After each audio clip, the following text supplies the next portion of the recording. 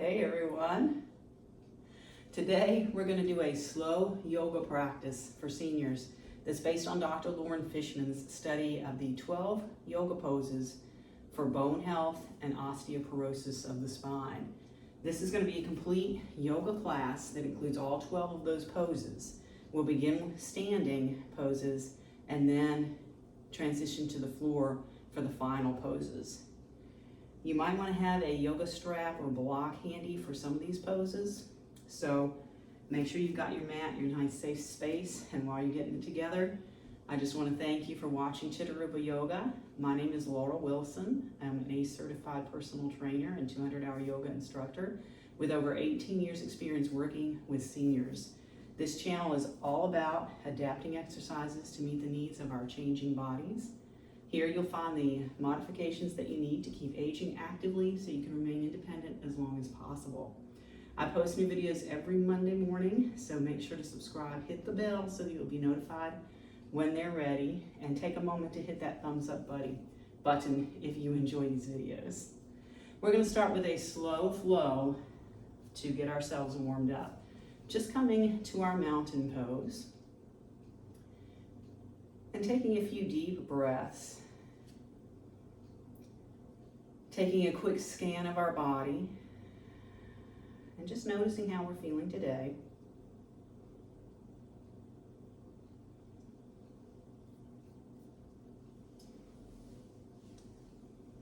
Now let's just begin adding a little movement to our breath, inhaling our arms up overhead, exhaling hands to our heart. Keeping length in our spine, which is a very key thing in today's Yoga for Osteoporosis class. Inhaling up, exhaling hands to heart.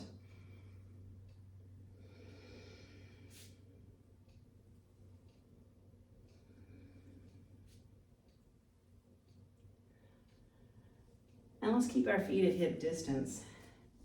Begin to shift our hips back a little bit, keeping our spine long, hands to our heart. We're going to keep that movement of our arms and add a little movement in our legs. Inhaling up, exhale, sitting back. Moving with our own breath.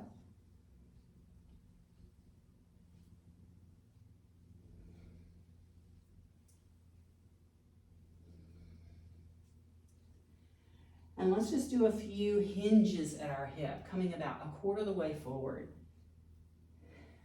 Keeping a bend at our knees, spine still long.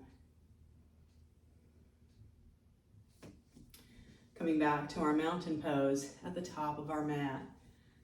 We're going to step one foot back, and then we're going to walk it back a little further, opening it out to the side of our mat for Warrior Two, one of our 12 yoga poses for osteoporosis. So taking our gaze down through our middle finger, keeping our spine long, and just holding nice and strong here, feeling that strength in our legs. Going through the motion of squeezing our legs toward each other, activating our muscles that helps build our bone as well. And we're gonna take this to side angle. Our second pose for osteoporosis, bringing one arm to our thigh. We can extend the other arm straight up over our shoulder. You can rest it at your hip or on your back. Taking our gaze down, out, or up. I'm going to stick with out. And again, feeling that strength building in our legs. Feeling that length in our spine.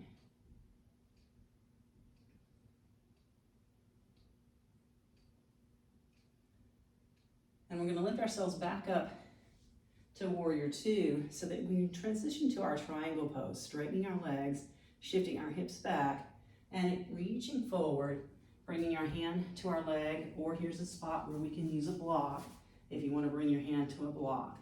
Here again, we can stack our upper arm over our shoulder or let it rest at our hip.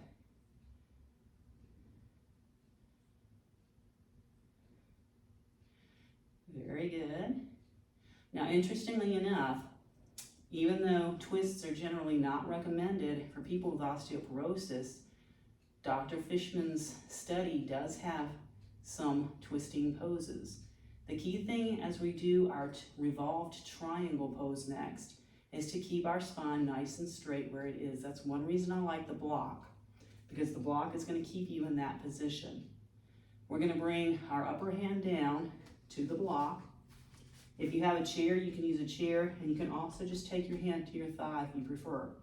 And then we're just going to revolve and look back. I like to keep the other hand here so we can have one on the block, the other hand on our thigh, or both hands on our thigh. And we do not have to twist that far. And of course, anytime we're in a pose and you get tired, you can always come out of it sooner. Let's go ahead and do that now, coming back to our side angle and lifting ourselves up to Warrior Two. So we're going to take this straight to the other side. The easiest transition is going to be lifting our toes, turning them forward, lifting the other toes, and turning them out. Warrior Two on the other side. And again, go through the motion of drawing your legs in toward each other, feeling that activation through the thighs, building up our leg muscles and our leg bones. And here again, we're going to take it to side angle, where we can bring an arm to our thigh, extend this arm up right over the shoulder, or keep it at our hip. You can also use the block.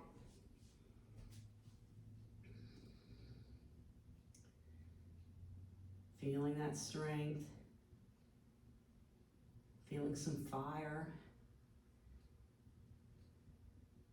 And when we go to revolve this again, we want to keep our spine in the nice long state that it's in, bringing this hand to our block, other hand to our thigh, or both hands to our thigh. We don't have to revolve it very far. Making sure that we can breathe. Any pose that we're in, we want to breathe.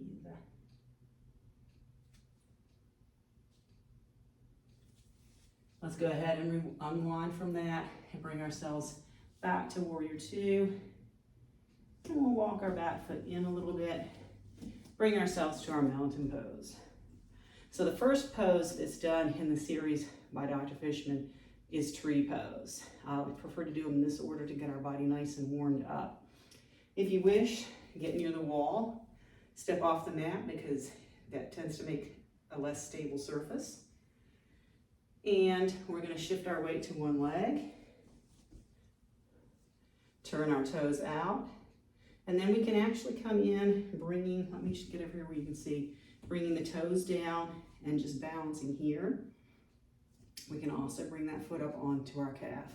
And this is a good place to start our tree pose work, if it's going to happen today.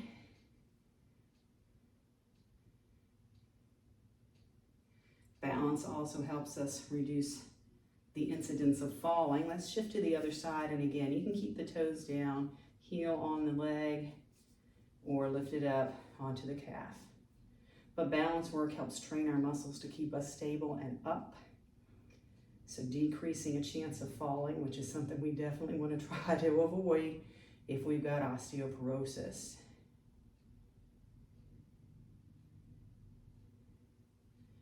All right, so let's shake that out. We're going to come on down to the floor. And let's just take a squat here, pushing our hips back, hinging forward at our hips, hands to the floor, stepping back to one knee and then the other. And we're going to come around and just have a seat.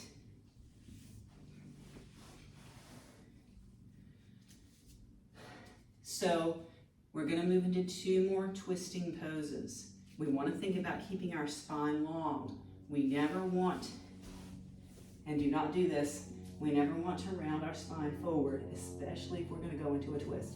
Always think about keeping your spine super long. All right, and my costume should help you get some alignment right here, seeing the spine through the ribs, I guess.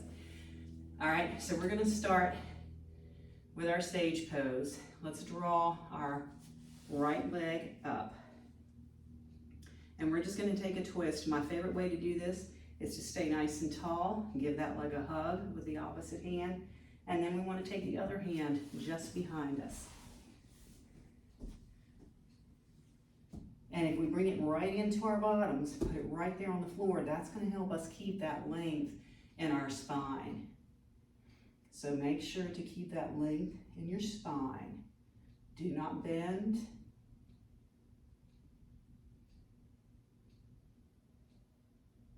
Again, we want to breathe.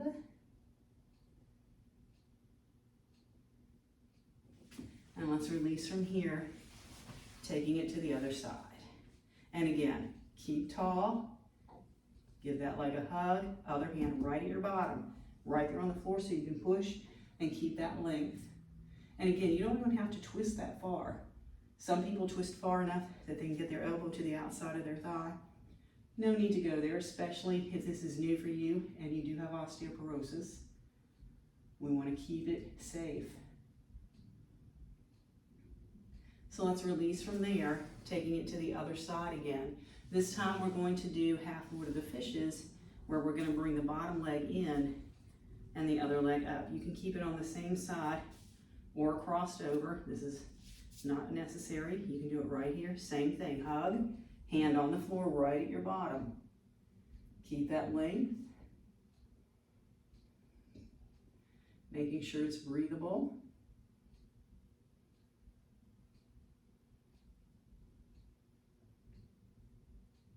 And releasing from there.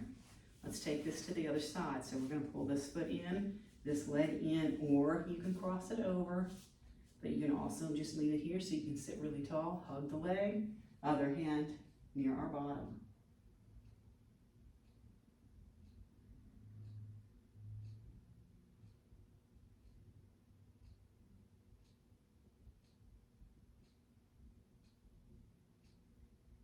And let's release from there and just give our body a little shake. The next pose is going to work on the erector spinae muscles that connect all the way down our spine. It's going to strengthen our back muscles and our spine. We're going to have to come over onto our belly though. So very carefully transition around onto your belly. We'll bring our forehead to the floor, hands by our side. And the simplest version of this pose is just lifting up, squeeze the shoulder blades together, press fingers and toes back, keeping our nose pointing to the floor. Again, we don't need to twist here by turning our head.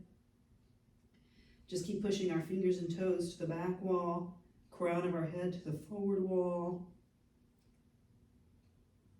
Trying to push the walls away with our toes and our head.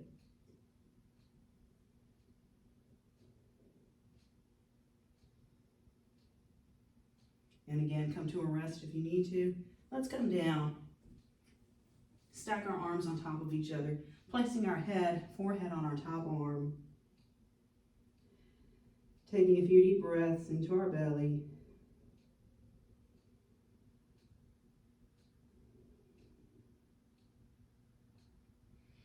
And we're actually just going to roll ourselves over onto our back. Extending one arm overhead. Let's go ahead and roll on over. And we're going to be here with our knees up. Getting into position, let's take our arms down the mat, right by our bottoms, and walk our feet back until we can feel our fingertips touch our heels. We're going to come into bridge pose, and here again, we can use a block if you want to go there with us instead. So building that strength in our muscles, squeezing our glutes, lifting our hips up to the ceiling, and holding here, where you can also slip a block underneath and rest on the block. Or keep working on that strengthening, lifting. This is working our spine, working our glute muscles, which helps our hips. This is really good for strengthening our hips.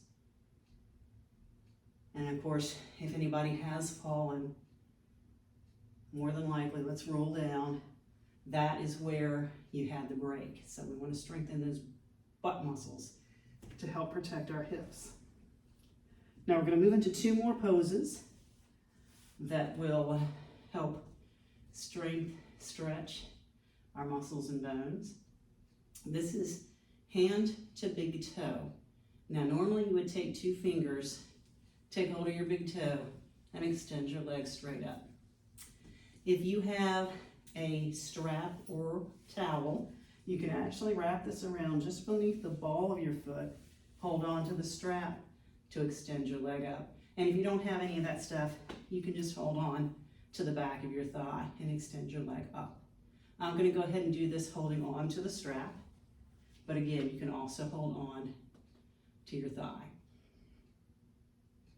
And just focus on pressing your heel to the ceiling, holding on to your leg with the same side hand or the strap with the same side hand. We're going to lower our leg out to the side. So this is the next pose.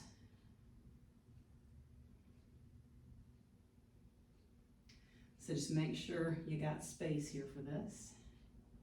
And again, stretching through the groin area of our hip, inner thigh and hip area. Should have felt the hamstrings and back of the hip on the other one. Let's bring this up, and we're just going to switch sides. I'm going to turn around so you can see. You do not have to get up and turn around like this. Stay right where you are. And we're going to extend this other leg up, holding on outside the thigh, holding on to the big toe. Or if we have a strap, we can hold on with the straps to any variation that gets this pose in.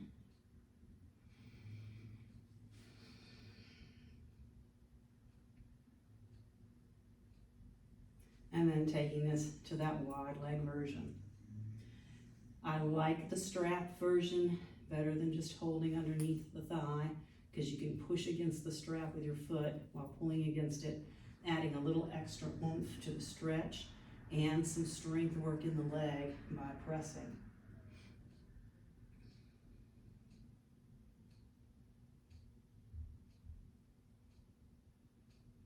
And let's go ahead and bring this leg up, release, and yes, everybody's favorite pose is also part of the sequence here in Shavasana. So just extending our legs down, arms out by our side, palms up, breathing into our body, feeling the strength in our bones.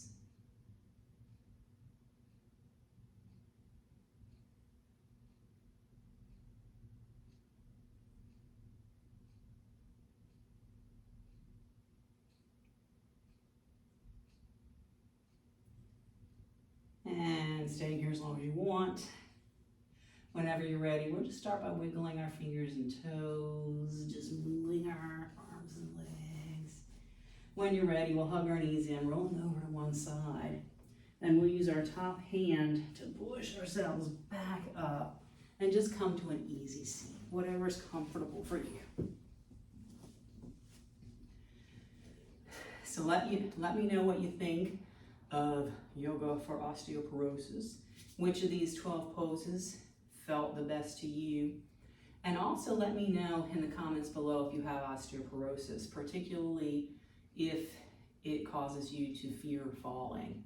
I'm going to be working on a fall prevention program, and I'd love to talk to you about that if you're interested. Thanks for joining me today for my Halloween episode. Please make sure that you subscribe, ask your friends to subscribe, and make sure to hit that thumbs up button if you enjoyed the video today. If you want to see another video relevant to this, there should be a link popping up on the screen as we speak, and I'll see you next time.